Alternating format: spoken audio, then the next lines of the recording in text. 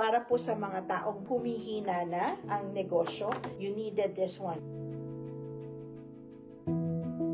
This one po is a Thrive. This is for a good foundation for period 9.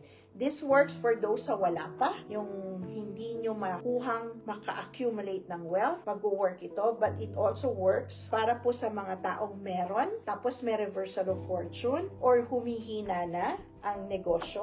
You needed this one. So that in period 9, that's why I call it Thrive. Thrive, sabihin po you soar high, no? Kung may problema, lampasan mo yung problema, no? So this one po is a must for those who wanted to really make big in period 9, regardless kung may pinag-aralan, walang pinag-aralan, sexy, hindi, maganda, hindi maganda, may buhok, walang buhok, yan, no? Bawal lang sa tamad. Bawal lang sa tamad. Kasi hindi pwedeng i-wish mo tas hindi ka gagalaw. So this one is for those who wanted to, create wealth in period 9.